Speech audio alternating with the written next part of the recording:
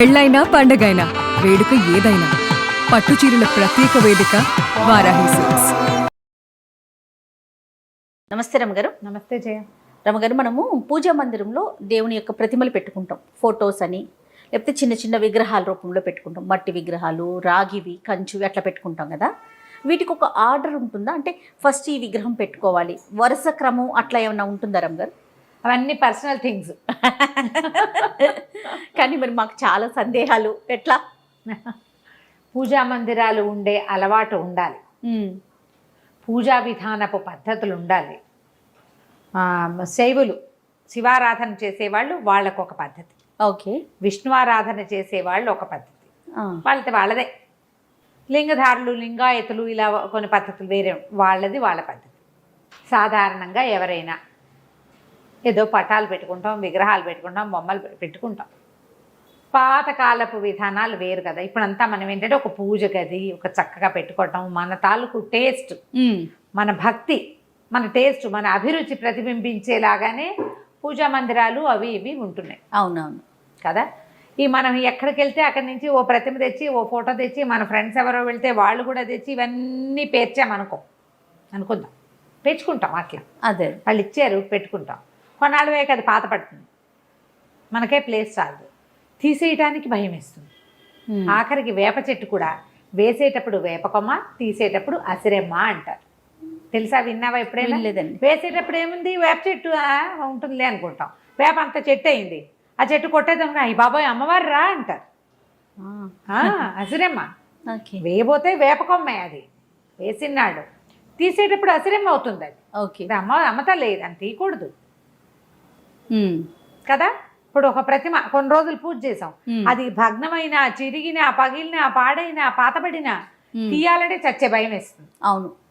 అందుకని ఎక్కడెక్కడి నుంచి వచ్చిన ప్రతిమలు, విశేషాలు అన్నీ చేర్చుకోవద్దు.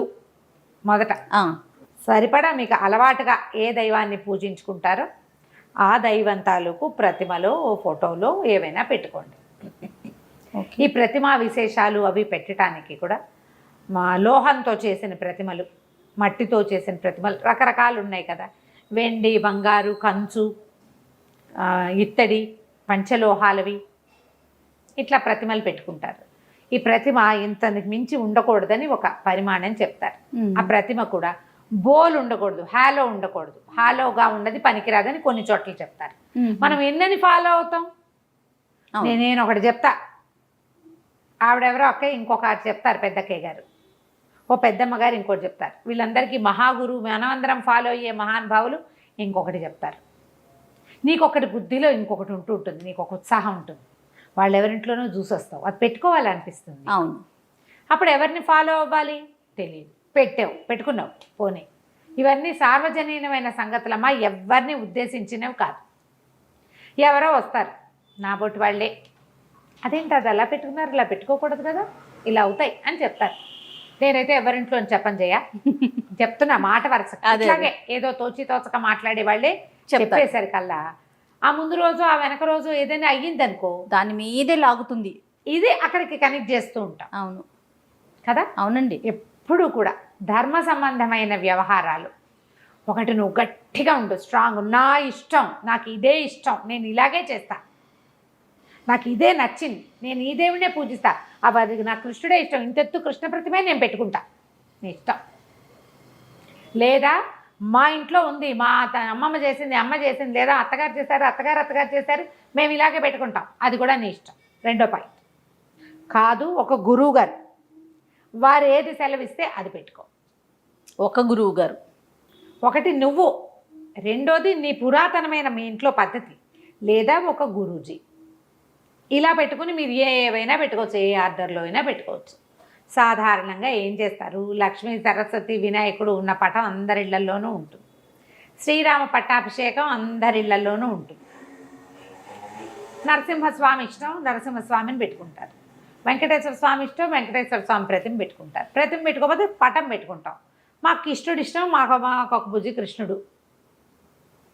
లక్ష్మీదేవి అందరిళ్లలోనూ లక్ష్మీదేవులు, మళ్ళీ వరలక్ష్మి వ్రతాలు, బంగారపు షాపులు వాళ్ళు రండి మీకు అవేవో ఇస్తామని పిలిచి కొన్ని దశాబ్దాలుగా అందరిళ్లలోనూ లక్ష్మీదేవులు ఉంటున్నారు. ప్రతిమలు కొనుక్కుని పెట్టుకుంటారు. పూజ చేయొచ్చు చేయకూడదు, దీనికి హాలో ఉంది, చిల్లు ఉంది, ఏకాండి ప్రతిమ, ఇది రాగిది, వెండిది, ఇత్తడిది, ఏవో ఆలోచిస్తాం. పూర్తిగా మీ మనసు. నేను ఒకటి చెప్తా, మా ఇంట్లో ఇలా కాదండి అంటావు నువ్వు, అవునా? ఖచ్చితంగా. అబ్బాయి బాయిలు మీరు మీవన్నీ మా మీద ఎందుకు రుద్దుతారు అంటారు ఇంకొకళ్ళు. మీకు కావాల్సినట్టు మీరు పెట్టుకోండి, మాకు కావాల్సినట్టు మేము పెట్టుకుంటాం అని ఇంకా చక్కగా అంటే ఏమంటారంటే, నీ ఇల్లు నీ ఇష్టం, మా ఇల్లు మా ఇష్టం, ఏకవచనాల్లో కూడా వచ్చేస్తారు. ఎలాగైనా జరిగేది. అందుకని నియమం ఏదైనా పెట్టుకునేటప్పుడు భయపడకుండా ఉండే వాటిలలోకి దిగండి. సాధారణంగా వినాయక ప్రతిమలు పెట్టుకుంటారు, ఎందుకనో తెలీదు. మా ఇంట్లో ఆ పెళ్ళప్పుడు ఎవరో ఇంత వినాయకుడిని సిల్వర్ వినాయకుడిని ఇచ్చారు, అదేంటి తమాషాగా మెరిసేది. ఎప్పుడూ ఆయన మా పూజలోనే ఉన్నాడు. మా అమ్మగారు మా సింహాసనం ఉంటుంది మా ఇళ్లలో. సింహాసనం ఉండే కుటుంబాలు కొన్ని ఉంటాయి. ఇంత ఇత్తడి సింహాసనం ఉండి అందులో ఒక అన్నపూర్ణ, ఒక వినాయకుడు, ఒక గౌరీదేవి, చిన్న ఎర్రటి రాయి, అదేదో సోనానదో ఎక్కడి నుంచో తెస్తారట, చిట్టి అంత ఎర్రరాయి, ఇవి ఉంటారు. అన్నపూర్ణ గరిట పట్టుకున్న అన్నపూర్ణాదేవి, బియ్య బస్తాల్లో కూడా వేసుకుంటాం అన్నపూర్ణాదేవి. ఈ సింహాసనం ఉంటాయి. కొన్ని చోట్లేమో ఇలాగా ఒక దాంట్లో ఒకటి పెట్టి ఉన్నటువంటి బిద్దెలు, అరివేణాలు అవి ఉంటాయి చూడు, కుండలు, అట్లా దాన్ని ఏదో అంటారు, బుడ్లు ఏమంటారో కరెక్ట్గా దాని పేరు నాకు గుర్తు రావటల్లా. ఓ 4 ఉండాలి పూర్ణ కలశాలు. గంగాజలం పెట్టుకుంటారు ఇంకొంతమంది. ఇందులో ఇదే కరెక్టు ఇది తప్పు అని ఏమీ లేదు. నేను చెప్పా కదా 3 పాయింట్లు, ఎవరైనా ఇదే చెప్తారు.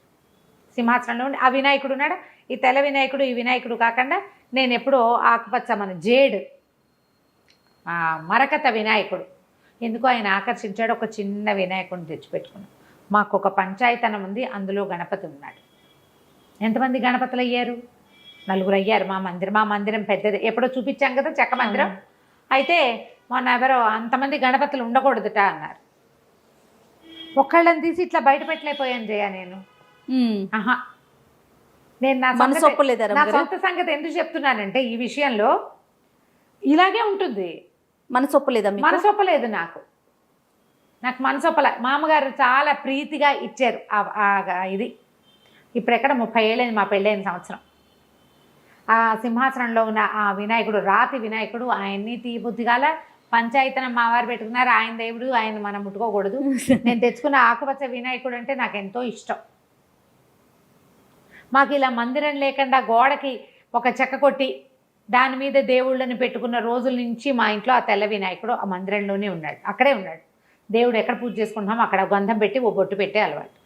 ఏ ఒక్కళ్ళని తీసి పక్కన పెట్టలా, నేను పెట్టబుద్ధి కాలా. నాకు నా మనసే కదా ఇక్కడ ప్రవర్తించింది. నేను వినలేదు ఆ మాట. మా అక్కయ్య ఎవరితో వింది, వాళ్ళు చెప్పేస్తే వస్తే అంతమంది వినాయకుడు ఉండకూడదుటే, అంతమంది గణపతి ఒక్కడే ఉండాలి. నాకు గణపతి ఒక్కడే, నాకు 4 గణపతులు లేరు.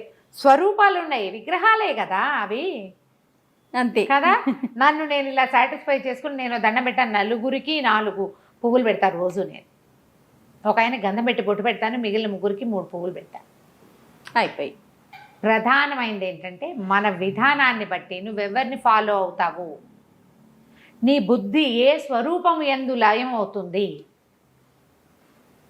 10 రకాలుగా పోనివ్వకండి, దాన్ని స్ట్రైట్గా వెళ్ళనివ్వండి. ప్రతిమా విశేషాలు ఏవైనా పెట్టుకుంటే శుభ్రం చేసుకోవాలి. పూజకి నిత్యము అదొక పని, చక్కగా శుభ్రం చేసుకోవటము. ఎప్పుడూ పులికాపు పెట్టడము చేస్తారు కదా, పులికాపు. చక్కగా గడ్డి అవి కాల్చి ఆ బూడిద భస్మం వస్తుంది కదా, అది కాస్త చింతపండు అవి వేసి ప్రతిమలు తోముకోవాలి. దేవతా మందిరం ఎప్పుడు బూజు దుమ్ము లేకుండా దులుపుకోవాలి, అలంకారం చేయాలి. మీకు ఆ రకమైన భక్తి విశేషాలు తాత్పర్యాలు ఉంటే, భక్తి తత్పరతే కదా మనకు కావాల్సింది, చేసుకోండి హాయిగా. ఇది పెట్టచ్చు ఇది పెట్టకూడదని ఏముంది, చెక్కవి పెట్టుకోవచ్చు. చెక్కతోటి చేసిన భగవంతుడికి నిత్యారాధన జరిగే పూరి జగన్నాథుడే మనకి తొలి దైవం. 4 ధామాల్లో మొదటి ధామం అదే మనకి భారతీయులకి. కాబట్టి చెక్క దేవుడు పనికి వస్తాడు కదా, అవును కదా. మరి అక్కడి నుంచి శిలాస్వరూపాలుగా ఉన్న స్వాములు ఎంతమందో మనకి దైవాలు, విగ్రహ రూపంలో ఉండే స్వాములు ఎంతమందో. కాబట్టి రాయి మట్టి అన్ని ప్రతిమలు పనికొస్తాయి. ఆర్డర్ ఏమైనా ఉంటుందా రమ్మగారు? కుడి నుంచి ఎడమకి, పైన ఒకట్లు కింద ఒకరు, అట్లా ఏదైనా పలానా ప్రతిమ పైన ఉండాలి కింద ఉండాలి ఏవో చెప్తారు చెయ్య ఆ. మన వెసులుబాటుని బట్టి కొంతమందికి మనకి ఇంట్లో మందిరం ఉంటుంది, దాంతో పాటుగా గోడ మీద కూడా కొన్ని ప్రతిమలు పెట్టుకుంటారు, ఫోటోస్ ఫోటోలు పెట్టుకుంటారు కదా, ఆ, అలా కూడా పెట్టుకోవచ్చు. చూస్తూ ఉంటాం. పెట్టుకోవచ్చు. అదే ఇప్పుడు ఏదో ఒక ఫేస్బుక్ వీడియోలో అనుకుంటా, మా ఇంట్లో ఫోటోలకి పైన పువ్వులు పెట్టుకుంటాను నేను, అక్కడ కింద పెట్టడానికి వీలవక, అదేంటండి తల మీద పెట్టకూడదు కదా అని అడిగారు. ఏమో నేను పెడతాను, పాదాల దగ్గర పెట్టేవి ఉంటాయి. గోడకు తగిలిచున్న ఆయనకి పువ్వు పెట్టాలంటే ఎక్కడ పెట్టాలి? పాదాల దగ్గర పెట్టలేం కదా, పైనే పెట్టగలుగుతాం. పైన పెడతాం, నెత్తి మీద పెట్టకూడదుట ఎవరో చెప్పారు. నమో నమః. నేను అనుకుంటా నా సర్వాపరాధాన్ని స్వామిని సర్వాపరాధాన్ని క్షమస్వ, ఇది ఒక వాక్యం పెట్టుకుంటాను జయ. నేను అన్ని అపరాధాలు క్షమించు, తెలుసో తెలియకో, నా వెసులుబాటో నా ఆలోచనో, కాబట్టి వీటిని అన్నిటినీ క్షమించు అపరాధాలను. శ్లోకాలు ఉన్నాయి, అపరాధ సహస్రాన్ని క్రియంతే అహర్నిశమ్మయ దాసోయమితి మాం మత్వా క్షమస్వ పరమేశ్వర అని. నేను నీ దాసుండని భావించి నన్ను క్షమించేసే. అపరాధ సహస్రాలు చేస్తాను, ఎవరినో విమర్శిస్తాం, ఎవరినో జడ్జి చేస్తాం, ఎవరినో ఏదో చేస్తాం, నీకే ఏదో చేయవలసిన దేవుడికి చెయ్యం, ఏదో చేసుకుని ముందు మనమే రుచి చూసేస్తాం. ఇది దేవుడు ఇచ్చాడని జ్ఞప్తి మనకి, జ్ఞప్తి లేదు. ఏదో చేస్తాం ధ్యాసగా, హర్రే పొరపాటు చేశానే అనిపిస్తుంది. ఒక క్రియ ముందు గంధ పెట్టవలసిన చోట ముందు కుంకం పెట్టేస్తాం, ఏవో చేస్తాం. ఒక లైన్ ఉంది, ఆర్డర్ ప్రకారం పోము. ఉపచారాలకి ఆర్డర్, దేవుళ్ళ అరేంజ్మెంట్కి ఆర్డర్ అనుకోకండి. ప్రతిమా విశేషాలు మీ వెసులుబాటుని బట్టి, మీ మందిరాన్ని బట్టి, మీ భక్తిని బట్టి పెట్టుకోవచ్చు. దాని మీద ఏం పెద్ద ఆలోచించద్దు. ఒక వినాయకుడు తొలి పూజలు అందుకుంటాడు, మనకు లెక్క కదా అట్లా. ఏదైనా ఒక మొదట చేసేటప్పుడు వినాయకుడికి దండం పెట్టుకుంటాం, ఓ వినాయక ప్రతిమ పెట్టుకోండి. లక్ష్మీ పూజ మనం చేసుకోవాల్సింది, లక్ష్మిని పెట్టుకోండి. మీకు విష్ణువు ఇష్టమో, శివుడి ఇష్టమో, మీకు ఏ ప్రతిమా విశేషం మీద ఆసక్తిగా ఉంటుందో పెట్టుకోండి. ఆ అర్చన చేసేటప్పుడు షోడశోపచారాలు ఒక లైన్ చెప్పబడ్డాయి కదా, ఆ లైన్ చేసుకోండి. టోటల్గా నాకు ఈ వీడియోలో అర్థమైంది ఏంటంటే రమ్మగారు, మీ ఇంట్లో ఎలాంటి ఆచారం ఉంటుందో, ఎలాంటి సాంప్రదాయం ఉంటుందో అది ఫాలో అవ్వండి, అంతేనా రమ్మగారు?